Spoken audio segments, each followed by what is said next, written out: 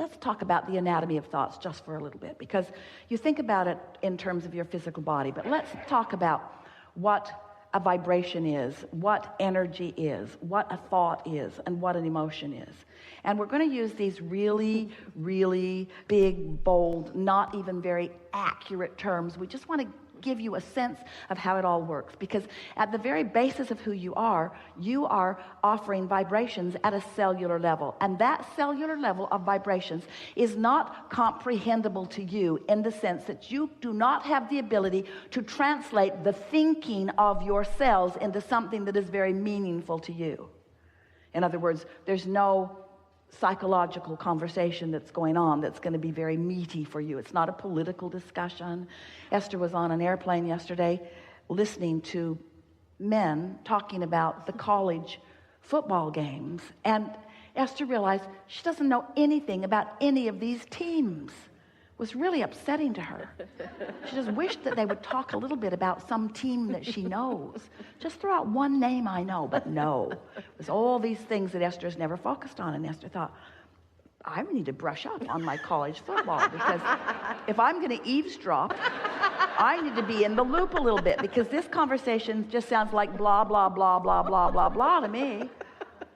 It was not meaningful at all to Esther. Well, there are a lot of things that are not meaningful to you because you don't have enough momentum going about them. And until you have some momentum going, it's not very meaningful. So you get to choose the things that are meaningful to you. So there are things that are going on in your physical body, points of attraction, that really are not of any of your concern, because it's a language that you don't need to articulate into anything very specific. But the cells of your body are collectively, in a sort of mass consciousness way,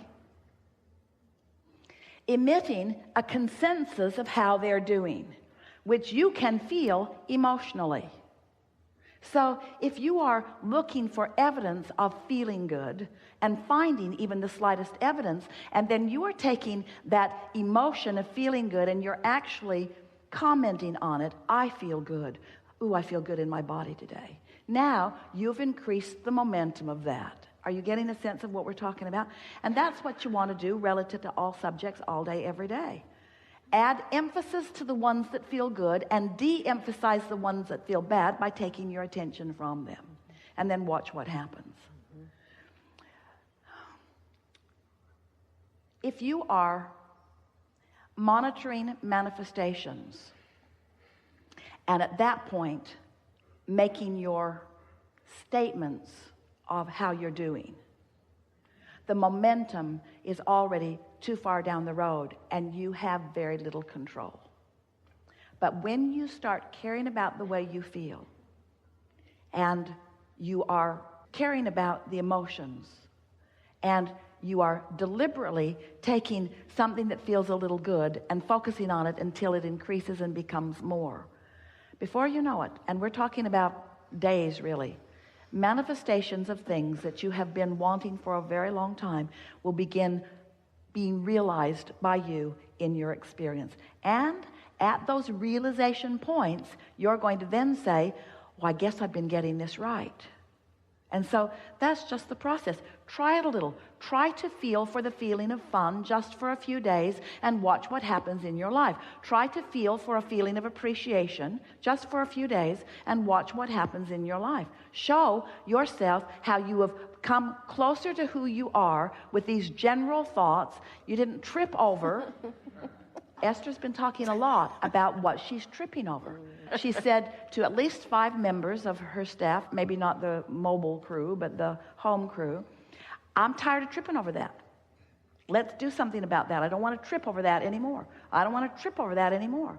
Well, she didn't even realize she was saying, I don't want to trip over that, until she tripped over that.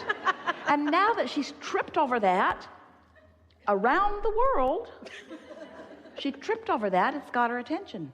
I'm going to stop saying I'm going to stop tripping over that. I'm not going to trip over that.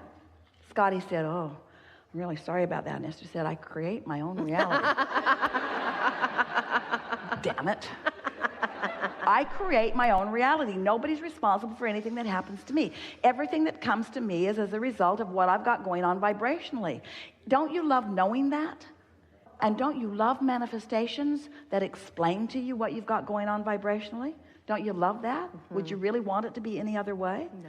And don't you love knowing that it's all for you? Doesn't it feel good to be in that spotlight? Yes. Don't you like being in that spotlight where everything that is occurring in your experience is a reflection of what you're doing vibrationally, what you're doing emotionally, how you are tending to your own point of attraction? You're powerful.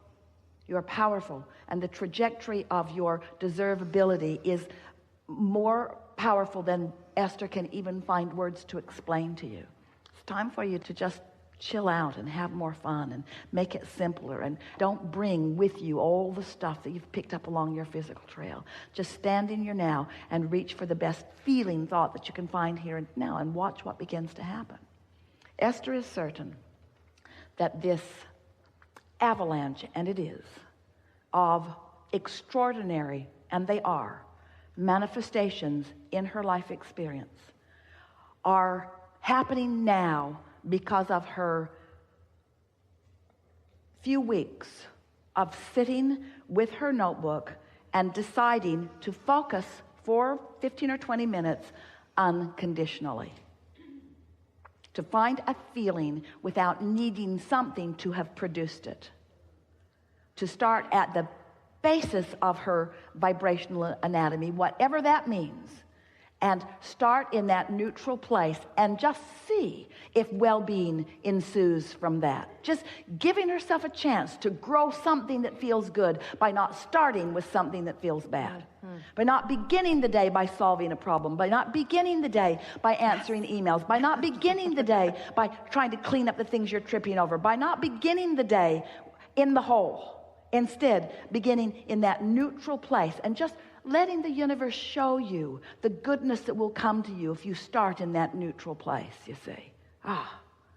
And then, once that momentum gets going, then the things that begin to happen are far more than emotions. It's rendezvousing with people and things coming into place and financial enterprises coming together and all kinds of things coming that just make you stand back, and most of the world stand back if they were watching it and understanding it in amazement at the blessedness that you are living, you see.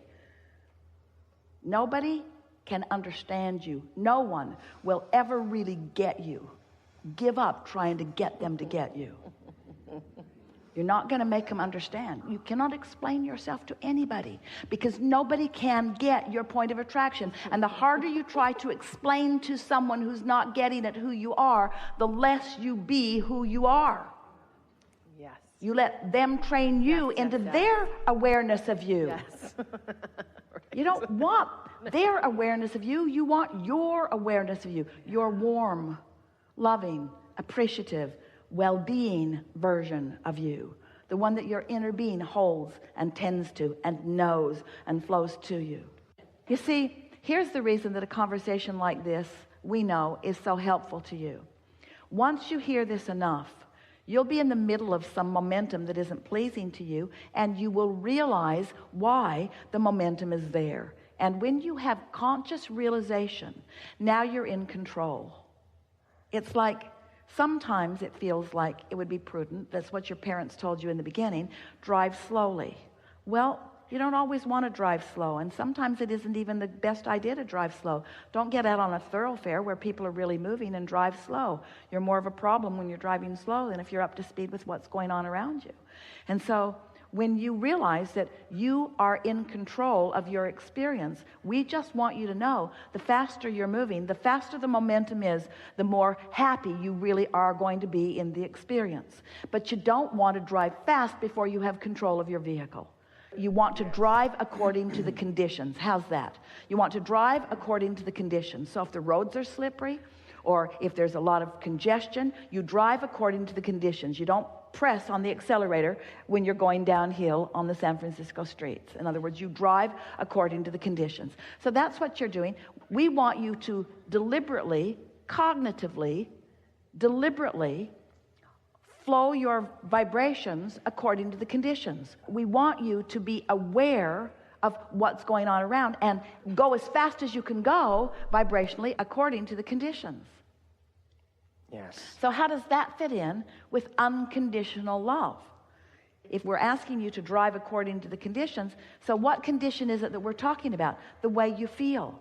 If you're really angry, they teach you this all day, every day. If you're angry, do you want to get in the car and drive off in your anger fit?